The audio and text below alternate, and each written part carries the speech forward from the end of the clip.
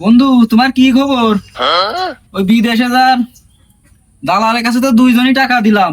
তা দালালের সাথে কথাবার্তা কি হয়েছে নাই তোমার? আমার তো ফোন দিছিলাম, ফোনে কথা হয়েছে, এক সপ্তাহের মধ্যে পাঠাই দিতে চাইছে। তাই নাকি? আমার সাথে ফোনে কথা হয়েছে, সে তো এক সপ্তাহ পরে দেখা করতে চাইছে। তাহলে বন্ধু চলো, এক সপ্তাহ পর দুইজন যে দেখা করে আসবানে। আচ্ছা ঠিক আছে। বন্ধু, এই 7 দিন তো হয়ে গেছে, বুঝেছো? তা সে দালাল তো সেই সিটারি মিটারি করতেছে।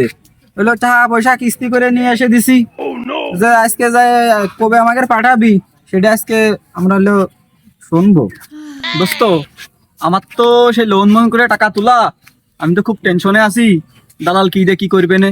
তাহলে চলো যাই, চলো।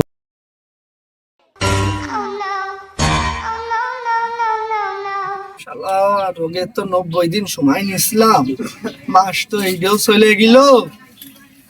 তা তো এম্বাসিতে তো ভিসা ভেলে গেল না। দেখি দালালের ফোন দিয়ে ই করতে হবে না, আবার তো ওরা পাগল করে দিচ্ছে ফোন টোন দিয়ে। বাইরে ফোন দিতে হবে, সেই ইন্ডিয়াতে পাসপোর্টে ভিসা লাগিছে নাকি। ওরে কতি কতি আবার কাস্টমার ফোন দিচ্ছে।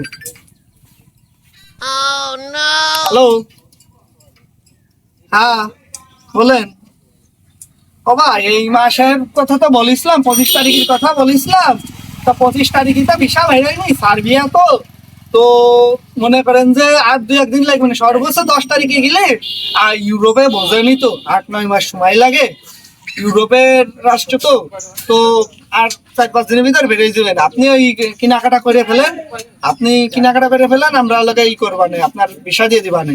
ভিসা কাজ ওকে হয়ে গেছে, এমবাসিতে বেরোলে ঢাকা আসলে তারপর লোক আপনারা ভিসা পেয়ে যাবেন না, সমস্যা নেই, ভিসা পেয়ে যাবেন না।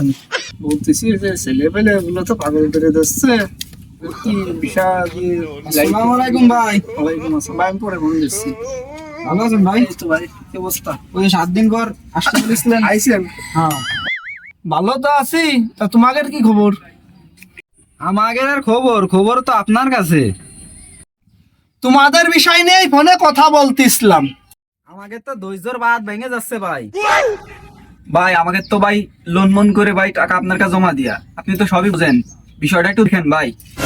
বিশ্বাস করো না, এই যে এই দুইজনের আজকে ফ্লাইট, আজকে সন্ধ্যা 7টায় আজকে ফ্লাইট, হযরত শাহজালালে ফ্লাইট।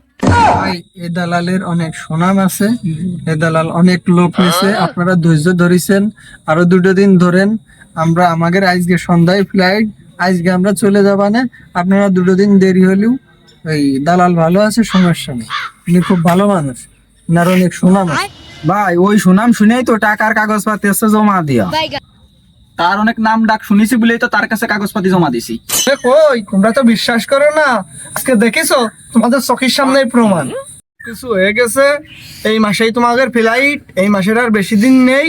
তোমরা কুটুম বাড়ি বেড়ে আসো, আর যা যা কেনাকাটা করার দরকার ওইসব কিনে ফেলো। হ্যাঁ ভাই ঠিক আছে, তাহলে আপনি বিষয়টা দেখেন, আমাদের তো দেরি সহ্য হচ্ছে না, তাহলে আপনি আমাদের বিষয়টা একটু দেখেন। ভাই তাহলে থাকেন, আমরা সবকিছু গুছাই মুছাই রেডি হয়ে গিয়ে ভাই তাহলে চলে যাচ্ছি। ভাই ভালো থাকেন। আপনারা তো আমার বিশাল বাঁচানি বাঁচাইছেন, তা নাহলে তো আজকে আমি শেষ হয়ে যেতাম। এগের কাছ থেকে পাসপোর্ট আর টাকা নিয়ে আমি খরচ করে ফেলেছি। পাসপোর্ট আমার ঘরে রয়েছে, বুঝেছেন? এখন দেখি এগের একটা বুঝ দিয়ে দিবানে। আজকের মতন বাইসে গেছি, যে কোনো বিষয় এগের আমার পাঠাতে হবে, তা না হলে আমার এরা বাড়ি থাকতে দিবে না। আর মূলত আমি টাকা পয়সা নিয়ে রাখছি, এগের পাঠাই দিতে হবে। ভাই বিরাদার তো চিনলে না, চিনলে জল্লা খইল্লা তোমার ওই মারবে না। যাই হোক, ওই দালালি করে তো মেলা ঠাই কামাইছো। ভাই বিগারের দিকে একটু খেয়াল রেখো, কিছু দিও। আজকে তো বাঁচাই দিলাম, নেক্সট টাকা না দিলি ধরাই দিবা না। খেয়াল রাখেন। ও তোমাদের বারে আমার খেয়াল আছে। তোমরা ভাই বিঘার ওই আমার 2-একটা কাস্টমার দিয়ে নে, তোমাদেরই পোষাই দিবা নে। আর তোমরা আমার ভাই বিঘার না, তোমাকে ছাড়া দেবো কারে? দালালি করে ফেলে তো একা একা টাকা পয়সা খাচ্ছেন, আমাকে তো তাকাচ্ছেন না।